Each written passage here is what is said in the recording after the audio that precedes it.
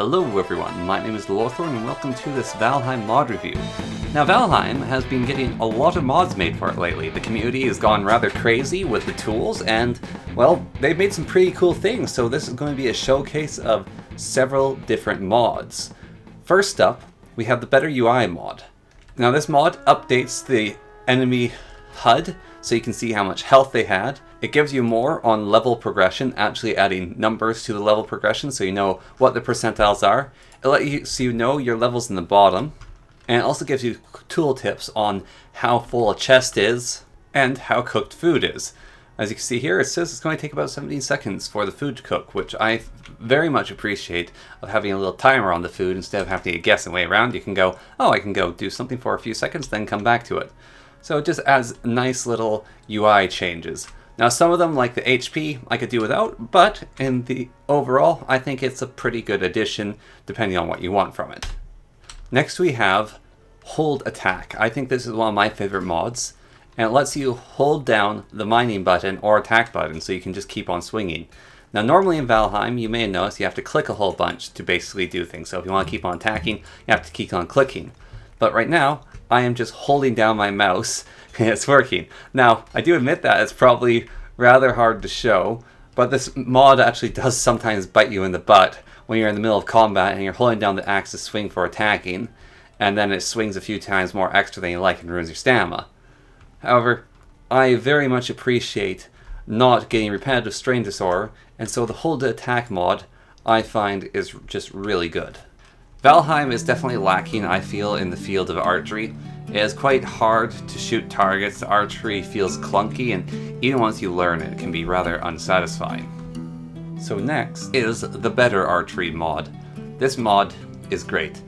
Better Archery improves the arc of arrow fire so they don't have ridiculous drop-off, and it makes it just straight up easier to hunt. It is still hard to hit targets, so hunting is as good as it was, but the arrow goes where you actually expect it now. Yet another feature of better hunting is it makes arrows recoverable, so they have a chance. If I fire enough of these arrows into the ground, I might be able to pick up one of them. See, this is one arrow here is actually an item that can be recovered, so you don't lose all your arrows. Another nice little feature that it adds is you can zoom in. By holding down both the right and left mouse button, you can zoom. The right button is what gives you that zoom and just gives you a little bit more in on your target. And not only was the physics improved, but arrows also just aim better and go where you shoot them. So it's not a completely random mess. So you can actually feel like an archer and not someone throwing darts blind. Now this mod also adds a leather quiver. It is rather expensive, requiring 20 leather scrap, 10 deer hide, and 10 troll hide. But it gives you an extra area for you to hold your arrows in.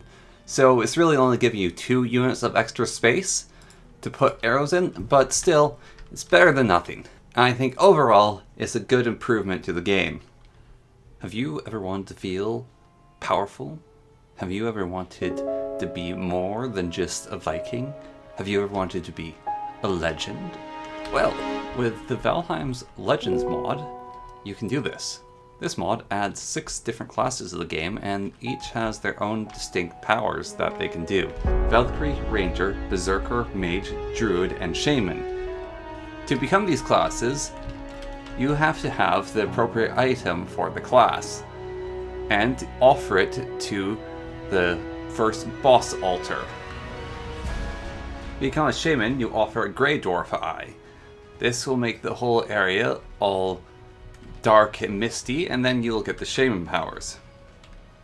These powers are linked to the hotkeys of Z, X, and K, however they can be customized in the settings. To actually be able to see the hotkeys of these powers though, you have to have at least beaten the Urktharin in combat and have his active power. With these powers, you'll be able to do new and amazing feats. The Shaman can cast Enrage, which makes him, with Zed, which makes himself stronger, gain more stamina, and can hit a little bit harder.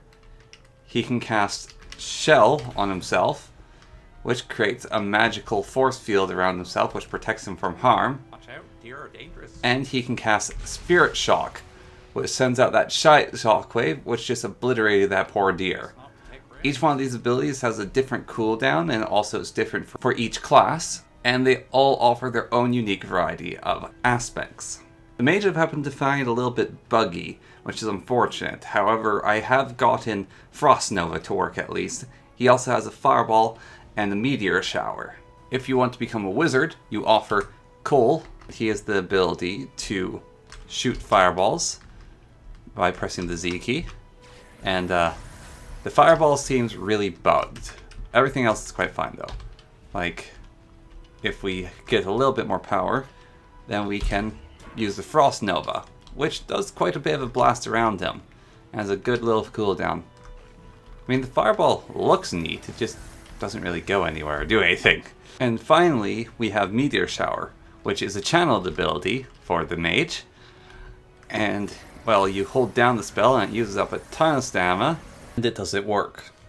Yeah, I should have screened this mod a little bit more before recording.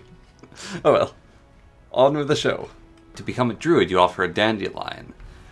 This will give you the power to regenerate, so if you're hurt, it'll make you start to heal faster. As you can see, we are healing a little bit every few seconds so. You can make vines pop up around you and have living creatures protect you in a sort of shield. So these living roots will attack nearby enemies, and these Desquitos will also surround and protect you. Vines summons this ball of vines, which should be firing projectiles. However, like a lot of the spells in this mod, they appear to have bugs or not be completely working for me. The Valkyrie gains her powers through pieces of flint and has the ability to use bulwark, which makes themselves better at using shields and tougher. Stagger is an attack they do, which just knocks everything out of the way. And their final ability is probably the most OP ability in the game with Legends, and that is the spell Leap, which sends you flying up in the air, then you come smashing down to the ground, dealing damage. So this makes you immune to fall damage, so once you activate it, while you're in the air, or jumping off something, basically for the rest of your time, you're going to be immune to fall damage. So it's a very good ability for traversing dangerous terrain that you could possibly fall off of. And if you're like, oh no, I might fall here, you can use Leap. To become a ranger, you offer a piece of raw meat. And this will give you the power to summon a pet wolf, which we can see right here, this cute little guy. Hello. Oh, isn't he adorable? You can use Shadow Stalk, which makes you make less noise when moving, and makes you hard to see for enemies. Also improves your movement speed while you're crouched. And finally, the ranger has Power Shot, which will buff the damage output of his bow for the next several ranged attacks. And also they gain extra velocity, so they shoot faster. As you can see, they're going very fast right now. And the final class we have is the Berserker, which requires bone fragments. The Berserker gains the power of Execute, which makes his next few attacks with hit exceptionally hard. He has Dash, which sends him flying forwards and hitting all enemies, hurting them. I think that's probably his coolest skill. Wonder if you can do mid-air. Yes, you can. Very nice skill. And his final power is Berserk, in which he sacrifices his own health to make his stamina recharge faster and his hits hit even harder. Also makes his movement speed better. As you can see, we can go faster. But I think that does have a drawback of killing you. And well, that's about it for the Legends mod. I found it a little bit buggy and I may have installed it wrong, but it is still good fun even with the problems that I faced. And I would, well, not recommend it for a proper game. I would say have fun playing around with it. Now that your character is legendary, you might as well make your game look legendary with Coco's custom textures. This mod is absolutely absurd in how much detail and work he puts into changing all the textures in the game, and it is still ongoing. making trees, rocks, grasslands, lilies in the water, palisades all look vastly improved. But it goes even farther than this. It improves the appearance of snow on the mountainside. Armor and weapons and shields all have upgrade textures as well. Even the capes look better with actual proper texturing on them, making your gear look absolutely incredible with its own unique styles and textures to it. This is by far one of my favorite mods I've come across, is Coco's texture pack. It just makes the game look amazing. Even these wood's plates have slightly upgraded textures just to make them look a little bit better. And he's still working on this mod, trying to convert the whole game into what its full potential could actually be with proper texturing. And I look forward to seeing what he does next. Now with this mod, you may have noticed that this game is starting to look a little bit more like Skyrim. More fleshed out with better textures and just amazing looking gear. Well, there's actually a way to get even closer to Skyrim, and also so you can appreciate these textures better. And as with first person view. This mod allows you to go fully into first person and actually has better looking down at your own body and moving about than Skyrim does in the base game. So instead of stopping at a certain point with the scroll wheel, it just clips inside your head and gives you full view. Now it is a little janky when you're swinging an axe or trying to work with resources. The chops and swings are a little bit crazy, especially mining. You might be hard to determine what's going on, so at that point though, you can just zoom back out again to your mining, and then when you want to actually appreciate these textures, you're just like, look at them. You get a nice close work at all this stuff. In your arm position, it looks pretty good. You can see your legs swinging. You can run over to these trees and just look at those luscious leaves, and it's like, wow man, that's pretty good. Get a whole new perspective and joy in the world, and then you can look at this really awful contrast of the raspberries compared to their leaves. Okay. Yeah, the mod's not complete yet, but it's still looking really good. Really, really good. And why stop here with just a better looking game and a new point of view when we could also proceed to adding magic like Skyrim has with Skyheim, the mod that adds magic to the game, allowing you to shoot fireballs and, well, a whole lot of other stuff. Skyheim adds 13 new unique spells to the game in the form of these runes. These runes are crafted by killing bosses and using their components, such as the Hearted Antler. It also gives a use to the random gems you find, like the Amber Pearls. For greater spells, they require greater boss parts, such as Goblin Hearts, Dragon's Tears, and the Frozen Glade. For weaker spells, it just requires Amber and Hearted Antlers. And, well, each one has its own variety of uses, and they're all quite cool. These spells can also be upgraded using the parts as well from the bosses to make them better than they were before. These are all spells from Skyrim, and well, we have quite the variety. Blink teleports you forwards and a nice little burst, which is a little bit fun.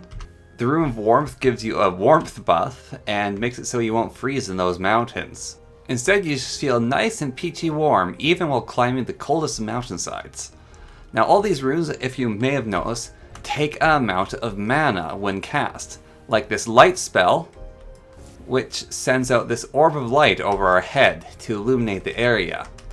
There's also new skills associated with these spells, them being Holy Magic, Frost Magic, Fire Magic, and Nature Magic. These skills will improve and make spells more efficient for you to cast. Rune of Travel, while you have it out, makes you run faster than you did before, and it's a constant burn on your mana until it runs out. Frost Nova is more on the expensive side, and has a quite long cooldown, but when cast, sends out a Ripple of Frost which freezes all enemies around you, making them easy pickings for other spells. And dragons. The Rune of Recall returns you back home, which is very useful. My goodness, what a lovely spell. You may also see that they have various different cooldowns, and each one actually gives you the different stats and what it does. We've already seen Firebolt, and here we have Immolation, which will set the target on fire and give us this nice little ring around ourselves. Yeah, anyone who gets too close just gets combusted. Very nice spell. Man, that Rune of Light is actually really, really nice. Just look at that. Frostbolt is counterpart to Firebolt, and it shoots a bolt of ice, which actually happens to chill the area, lowering temperatures and making things quite a bit colder. The Rune of Healing increases your hit points back up at a remarkable rate, which is very nice. The Rune of Vigor instantly restores your stamina. And finally, the Rune of Force sends things flying back in a nice little push off, get away from me sort of spell. All these spells are quite good, and I hope that more will be added, although already they're quite enough, and they seem very balanced, as they have quite a bit of pricing to them, and they cost mana. But they're really fun, and I really like the design of them. I think this is by far one of the best magic mods added to Valheim so far that I've dealt with, of the two, and I can't wait to see what other Skyrimifications happen to Valheim. From Skyrim, let's move on to a different video game adaptation added to Valheim. So once we get through this horde of enemies, hopefully we should get the results we are looking for. There we go. You just saw that brief flash of blue light, and that is from the Epic Loot mod, which gives enemies a chance to drop loot. The loot is better depending on the enemy, and it has various different improvements that can be done to it. Here we just got a magical crude bow. Now to see what the improvement of the item actually does, you'll want to go to an artisan table. Then go to augments, and as we see here, this bow has been augmented or enchanted with additional blunt damage. We've collected a number of magical items already. This other bow that does additional physical damage, and this flint knight which does fire damage, all magical. Now some of the epic loot's effects are pretty lame, while others, like this knife dealing fire damage, is really good. You see, after we hit this neck, we actually managed to light it on fire, and so we deal constant fire damage after hitting an enemy with a fire enchanted item. And that applies to a lot of the different damage types that have been added in. You can also enchant items by getting magic runes, magic dust, and magic residue, which can also be found in dungeons and various other means to make things better, or you can upgrade already enchanted items. But it's not only enemies that you can find these from. Dungeons also offer the opportunity for epic loot. If you go inside a dungeon, such as a burial chamber or later game ones, and proceed past all the enemies in your way, you'll find treasure chests with magic loot inside them, such as this flint axe. Or in this dungeon, this other flint axe and these magical pants. And so you can basically play Diablo, Skyrim, and Minecraft all at the same time with this mod. Although the chances of loot dropping are actually a lot lower than loot drops in Diablo. But still, it's pretty cool. Next we have a very dangerous mod, and this is ODINFLIGHT, a mod that literally adds flying to the game with a late game item, the Odin Wings.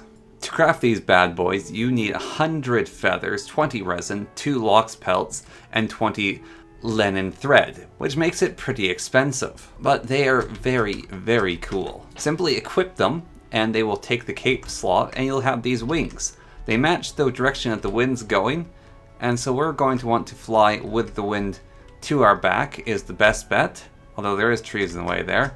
And you start off running, hit jump, and then you tap W to flap upwards. And well, it doesn't always work. We're going to try running in to the wind this time. You need to get a good amount of speed going, and you can control your angle with the forwards and backwards buttons. And it takes a really long time to figure out how to fly with this mod. There we go. Being wet also affects it. You need to get the right angles on things, and the lighter you are, the better things will go for you. Every flap takes up a little bit of stamina, but once you've gone to the right height, you can start trying to fly, although you will find difficulties in plummet to the ground a lot, and it really just takes a lot of figuring out to learn how to fly, and, well, I am not all that good at it. Once you've mastered the art of soaring and flying through the air, and you avoid tilting too much to stall, and you just flap every once in a while, get a little bit of altitude, you can have a lot of fun with this mod. Especially when you use the wind to its full actual advantage. This is actually a physics-based mod, so if you you'll start to understand it the more and more you do it, and you'll just start getting a feeling for it. Although it is quite difficult to use. Now, if you hold crouch while flying, you air brake, which puts you into that position there, which will basically make you plummet into the sea or the ground. Either or, you're probably dead, as you can't fly your way very well out of the sea. But this is a very fun mod, which is quite late game, but it's also just really, well, good enjoyment to try to figure out.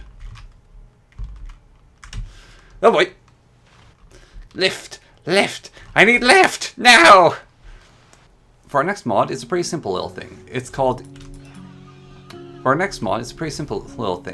Useful Paths. This makes paths have you move faster on their surface, and also reduce the amount of stamina you use while on them. So it's just a good way to get around. This also applies to stone and wooden floors, so it just makes the whole traveling business a little bit easier once you've modified the ground. I think it's a very nice little addition. Have you ever wanted to go on an epic adventure and completely change the game that you're playing? Well then, get ready for... Well then, play The Black Dragon's Wrath, a Valheim adventure map. This is basically a Minecraft adventure map, sort of same idea, but in Valheim. So someone has basically built a map for you to play an adventure they've come up with. So it's got portals and everything to travel through, and you can play a full-blown adventure. This mod leads you on a journey throughout 5 different worlds, solving puzzles, doing epic battles, and entering dungeons. Take your time and just have fun with it. It's a pretty neat little puzzle, although it isn't perfect. There is a few bugs with it, just deer spawning and have to punch my way through them. But besides that, it is pretty good. I did get absolutely owned by the first jumping puzzle, of which I landed on a ton of spikes, which sucked a whole lot. And I was like, oh, maybe I can stand on them. And then all my gear was gone. I really didn't think there'd be a jumping puzzle, which, well, guess I've learned better of that now, haven't I? As who knows what might be hiding around the corners. Generally, the puzzles are quite charming at times, with doors opening and little things. It does have some graphical problems, or not even graphical problems, just visual lag every once in a while, because it's such an absolutely massive structure that's being built. It gets rather hard to figure out. The game has just some difficulties seeing where you are and what you're doing. This mod offers some epic battles with huge weapons, and it just gives you a nice feeling of impact, a little bit of reward for getting to where you've gone. It's just very satisfying and visceral. The game also has little checkpoints, which are quite nice to find. I really enjoy that concept. And although sometimes you won't find everything in the dungeon, you can still find quite a bit of good gear to proceed on to the next area with. At one point I come across this part of the dungeon, which reminds me of a video game from my childhood, and I absolutely loved it. You walk across these high plankways with a sea monster below your feet, and it's sort of a maze that you can see at all times, but you're not 100% sure where to go, and I just found it really charming. And at the end of it, there's a little password puzzle, which was quite fun. I only did the first dungeon, but already had a ton of fun with it, and thought that moving forward, it was just really well designed. And I think you should definitely check out The Black Dragon's Wrath. It's an excellent little adventure. Even though it's kind of different than a mod, I like the adventure map aspect that some people decide to go with. It's definitely worth checking out, as well as all the other mods. And, well, yeah, I hope you all enjoyed this Valheim Mod Showcase. If you'd like more, let me know. And I will catch you all next time. All the mods will be linked in the description. And yeah, I guess until then, remember to, how does it go? Like, share, comment, and subscribe! Oh man, ProZD's excellent. Can't quite do his voices. I have a very different range of voice acting I can do, but anyways, as always, goodbye.